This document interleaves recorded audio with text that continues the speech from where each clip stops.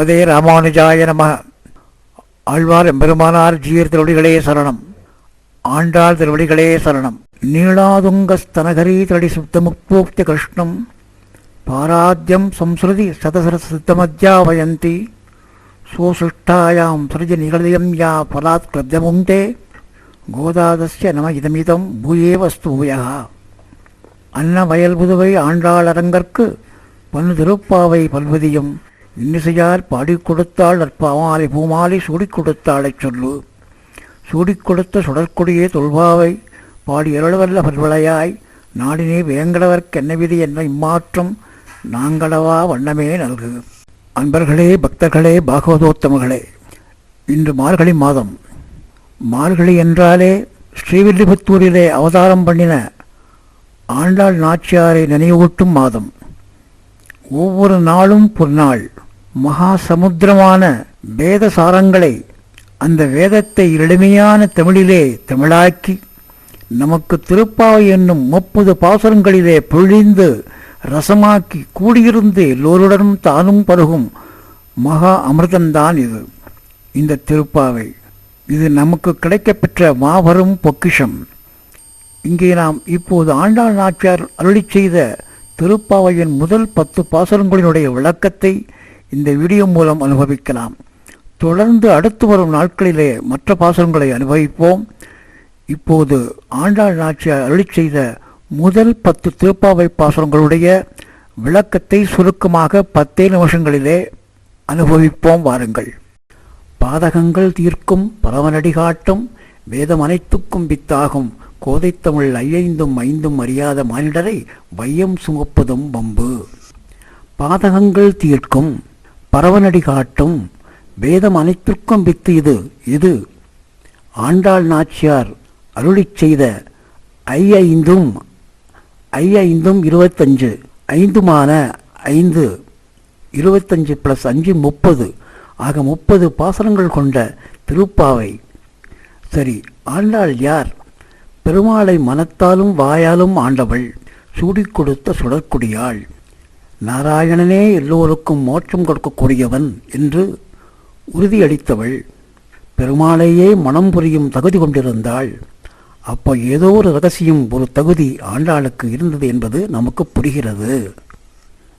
இதை மணவாள மாமுனிகள் நமக்கு தெள்ளந்தெளிவாக எடுத்து காட்டுகிறார். 5 குடிக்கு ஒரு சந்ததியாய் திரு ஆடிப்புறத்திலே அவதாரம் பண்ணி பிஞ்சிலேயே பழுத்தவள் ஆண்டாள். யார் இவள் என்று தெரிந்து கொள்ளுங்கள் மானிடரே என்று சொல்கிறார். குன்றாத வாழ்வான வைகுந்தவான் போகந்தன்னை இழந்துவிட்டு பெரியாழ்வார் திருமகளாக, அதாவது வைகுண்டத்திலே வீற்றிருக்கும் பெருமாளுடைய பத்தினியான பூமாதேவியே இங்கே ஸ்ரீவில்லிபுத்தூரிலே அவதாரம் பண்ணினாள்.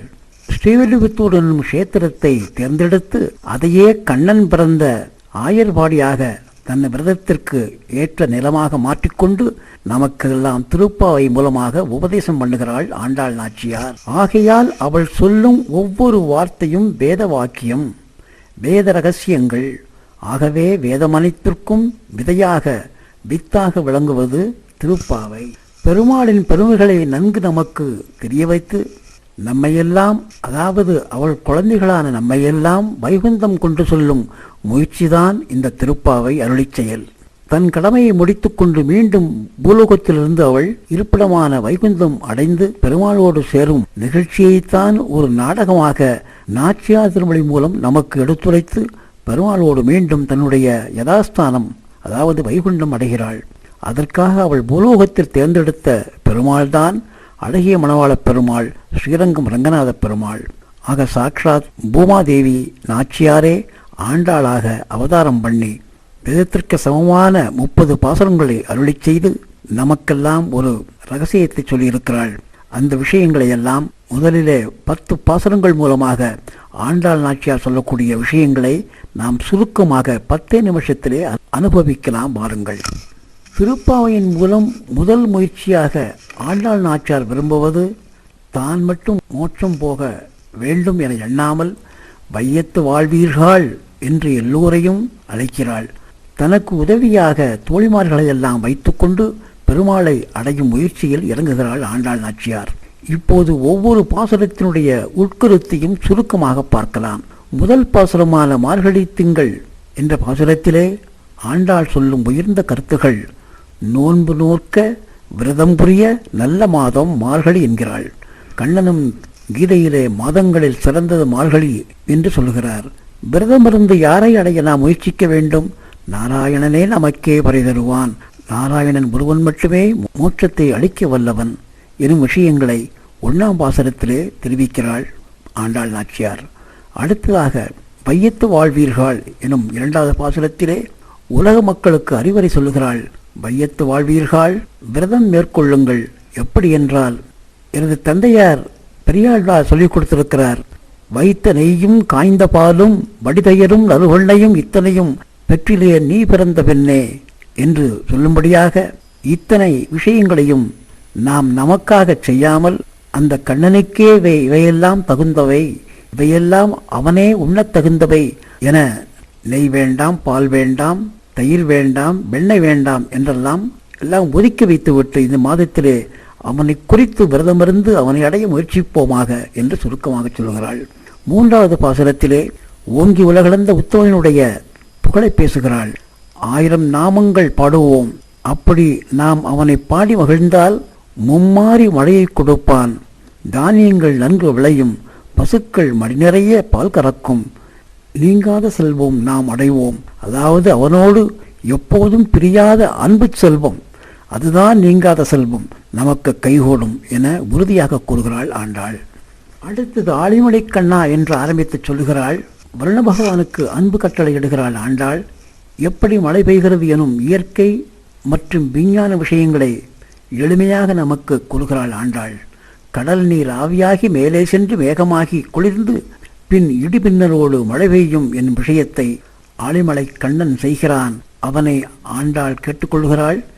எப்படி உன் குணத்தை வீரத்தை காட்டினாலும் சரி, ஆழிமலை கண்ணா, நீ கொடுக்கும் மழையால் எவரும் துன்பப்படாமல் தேவையான அளவு எல்லோரும் நன்கு வாழும்படியான மழையை கொடுத்து எல்லோரும் இன்புற்று வாழ வழி செய்வாய் என அன்பு கட்டளை இடுகிறார். மாயனை என்று ஆரம்பிக்கும் பாசுரத்திலே ஆண்டாள் கொள்கிறாள். பகவான் இவன் சாதாரணமானவன் அல்ல. ஆவென்று யசோதைக்கு காட்டிய வாய்க்குள் அண்ட சராசரங்களை காட்டி மயக்கினான். இவனால் யமுனை புனிதமானது, ஆயுர்குலம் தழைத்தது. தாமோதரன் என்னும் நாமத்தால் தன் தாய் யசோதைக்கு பெருமை சேர்த்தவன். பேர்பட்ட பகவானை நான் சொல்லும்படியாக நீங்கள் வணங்கி வழிபட்டால் நீங்கள் உஜ்ஜீவனம் அடைவீர்கள். அவனை அடைய நீங்கள் செய்ய வேண்டியது இதுதான். உள்ளும் புறமும் தூய்மையாக உங்களை வைத்துக் கொள்ளுங்கள். வாயா நாமசங்கீர்த்தனம் பாடுங்கள். நல்ல மலர் கொண்டு அர்ச்சனை செய்யுங்கள். மனசால் அவனையே நினைத்திருங்கள். இப்படி நீங்கள் செய்ய உங்கள் ஜென்ம பாவங்களெல்லாம் கரைந்து போகும். எதிர்காலத்திலே பாவங்கள் உங்களை அண்டாது. உங்களை வாட்டி வதைத்து கொண்டிருக்கும் கர்ம பாவங்களும் பஸ்பமாகி நீங்கள் மோட்சமடைவீர்கள் என ஆண்டாள் நமக்கு நம்பிக்கையை ஊட்டுகிறாள். 6வது பாசுரமான புள்ளும் சிலம்பினகான் என்னும் பாசுரம் மூலமாக ஒரு தோழியை விடியற்காலையில் எழுப்பி அதன் மூலம் உலகுக்கு ஆண்டாள் செய்தி சொல்லுகிறாள். பறவைகளினுடைய ஒலி, பெருமாளின் கோயிலுடைய சங்கூதும் நாதம், பூதனையை கொன்ற சகடாசுரனை மாய்த்த திருப்பார்க்கடலில் பயணித்திருக்கும் தேவாதி தேவனை, நாராயணனை, முனிவர்கள், யோகிகள் எல்லாம் ஹரிஹரி என ஜபம் செய்யும் சப்தம், இவைகளெல்லாம் என் இதயத்திலே புகுந்து குளிர வைக்கிறதே. உனக்கும் எல்லோருக்கும் இந்த அனுபவம் ஏற்பட வேண்டும் என ஆண்டாள் நமக்காக வேண்டிக் கொள்கிறாள். 7வது பாசுரத்திலே ஆயர்பாடியில் விடியற்காலையில் இயல்பாக நடக்கும் விஷயத்தை தன் தோழியை எழுப்புவதன் மூலமாக நமக்கு தெரிவிக்கிறாள் ஆண்டாள் நாச்சியார்.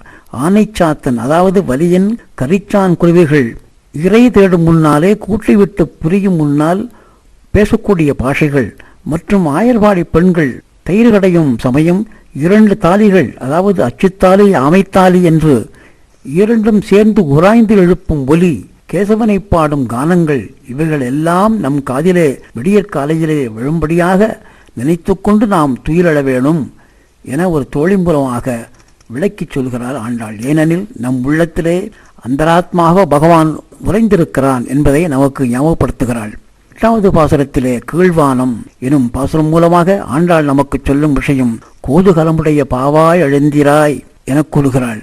அதாவது பகவானிடத்திலே பக்தி கொண்டவளே, எல்லோருக்கும் வாஸ்தவமாக பகவான் ஞானத்தை கொடுத்திருக்கிறான்.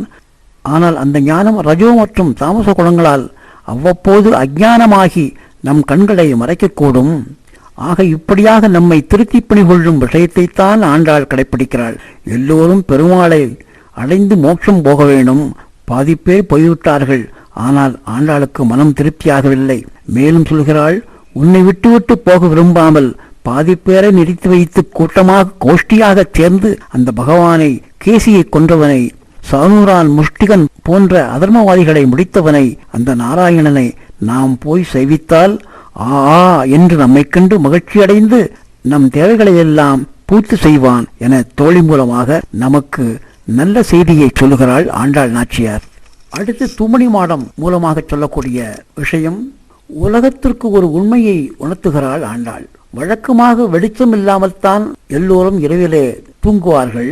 வெளிச்சம் இருந்தால் பொதுவாக தூக்கம் வராது. ஆனால் நல்ல பஞ்சுமெத்தையிலே, வசதியான அறையிலே நல்ல வெளிச்சம், தீபமொழி, விளக்கொளி எல்லாம் நிறைந்திருந்த போதிலும் ஒருவர் தூங்கி பழகிவிட்டால் நாளாவட்டத்திலே அவர் தூங்கு மூஞ்சியாகி பகலிலும் இரவு போல் தூங்கும் பழக்கம் ஏற்பட்டு சோம்பேறியாகி விடுவார். இதைத்தான் ஆண்டாள் இங்கே இத்தோழின் மூலம் நம்மை கண்டிக்கிறாள். இப்படி வசதியோடு தூங்கி பழகினால் நாம் முன்னேற முடியாது. மந்திரம் போட்ட மாதிரி நாம் தூங்கக்கூடாது. அப்படி தூங்கினால் மார்கழி மாதத்தில் திருமாலின் திருநாமங்கள் ஒலிக்கும் விஷயமே காதில் விழாமல் போய்விடும். ஆகையால் அதிகாலையில் துயிலெழுந்து பகவானை வணங்கி துதிக்க வேணும் எனும் எண்ணத்தோடு தூங்க வேண்டும். அதிகாலையிலே எழுந்திருக்க வேண்டும் என கூறுகிறாள். அடுத்து 10வது பாசனமான நோற்றுச்சு வர்க்கம் என்ற பாசுரத்திலே, எதற்கும் அசைந்து கொடுக்காமல் தூங்கிக் கொண்டிருக்கக்கூடிய தோழியை படியே விட்டுவிடாமல் அவளை திருத்தி பணி கொள்ளும் விஷயமாக ஆண்டாள் முயற்சிகள் செய்கிறாள். தாய் அல்லவா, விட்டுவிடுவாளா? அல்லது தன் குழந்தையின் மேல் கோபத்தை காட்ட முடியுமா? அச்சுதன் கூட சமயத்தில் பக்தனை காக்க வைத்து சோதித்து விடுவான். ஆனால் ராமானுஜரோ பற்றியவனை பற்ற வைத்து அவன் குற்றம் காணாமல் அவனை திருத்தி பணி கொள்வார் என வேதாந்த தேசிகர் எதிராஜ சப்ததி என்னும் கிரந்தத்தில் அருளி செய்தது எவ்வளவு உண்மையோ அதுபோல் பெரும்பூது மாமலிக்கு பின்னானாள் வாலியே என்று சொல்லும்படியான எம்பெருமானாரின் தங்கையான ஆண்டாளும் நம்மை கோபித்து ஒதுக்கி விடுவாளா? நிச்சயமாக மாட்டாள். ஆக கோபம் கொள்ளாமல் அத்தோழிக்கு அறிவுரை கூறி கும்பகர்ணனை மிஞ்சிய தங்கை போல் பொங்காமல் எழுந்து கதவை திறந்து திருமால் அடிகொழ ஆயத்தமாக வேணும் என கேட்டுக்கொள்கிறாள் இந்த 10வது பாசுரத்திலே. இப்படியாக ஆண்டாள் நாச்சியார் 10 பாசுரங்கள் மூலமாக நமக்கு 10 ரகசியங்களை தெரிவிக்கிறாள்.